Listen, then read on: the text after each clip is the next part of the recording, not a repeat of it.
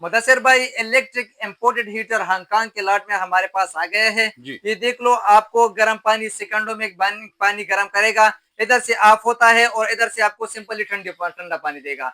Normal गर्म चाहिए, ज्यादा गर्म चाहिए तो बिल्कुल बेहतरीन क्वालिटी वाला है।